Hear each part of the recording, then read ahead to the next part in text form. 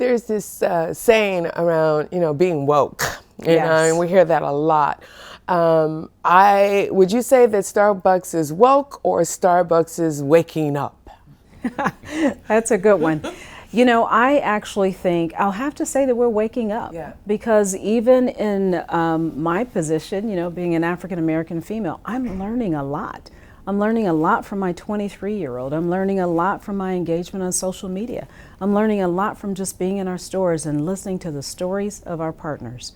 And I think, this journey of listening to understand, Yes. and then going through a little bit of self-discovery.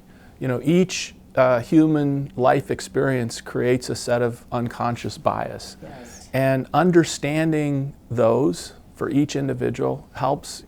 And the only way you get past assumptions is by listening for understanding and having a dialogue, a two-way dialogue.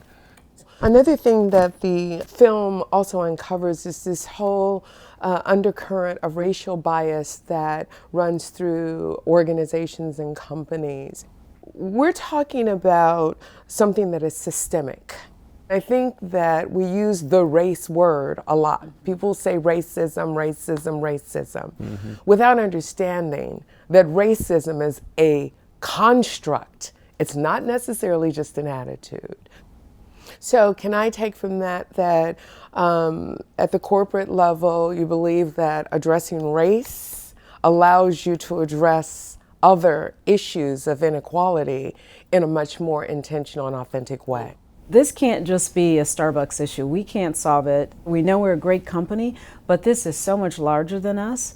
We want those conversations to go on. We think that who we are as a company, we are in a perfect position to start that conversation nationally, globally. It's been interesting and exciting to both of us to see how much outreach has come our way to say we're counting on you. Well, first of all, I think we have to acknowledge that the topic of race and racism has been in America for centuries, and it's real. And so Starbucks being a microcosm of society, we have to acknowledge that it can exist in Starbucks as well. And this was a case that showed that.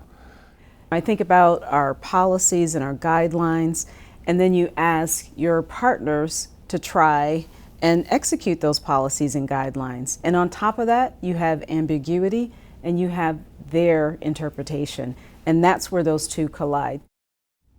In this moment, we need both policy and guidelines that will help our partners and ensure our customers feel welcome and safe.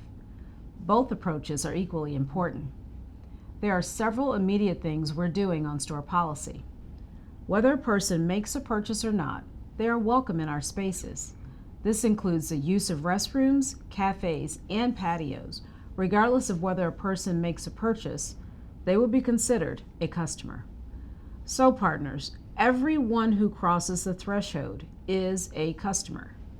Well, this is important direction. We know some of our stores are complex and dealing with some very challenging situations. For these stores and our partners, we need a better approach to ensure partners and customers are safe when there is a disruption.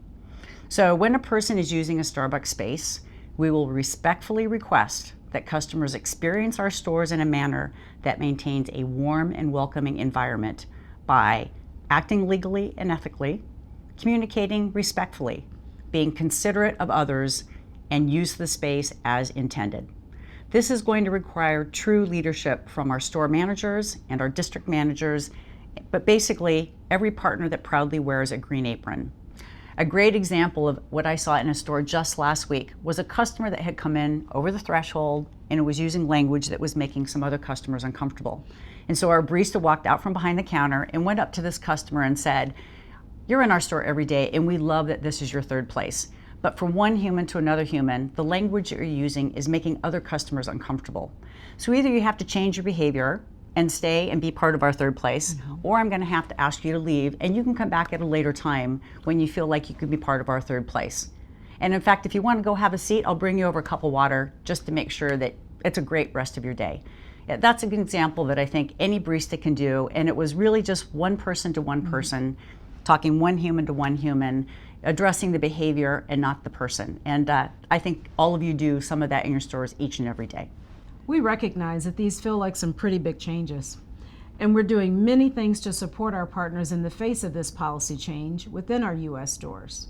First, we will provide a listing in every store of local services to reference and access. The listing will include resources for mental health challenges, housing shelters, substance abuse services, and lastly, 911 protocol. Second, we will have ongoing operations education and development composed of 12 modules to be delivered over the next 12 months. These education and development modules will be able to be accessed through our new iPads and through Workplace. Third, we will review and revise policies that will enable a new customer service level in our stores. Fourth, we will host a leadership conference for store managers in the next year. In advance of the conference, we will create policy together through partner engagement and through collaboration. We've got a lot of work ahead of us, and we're all in this together.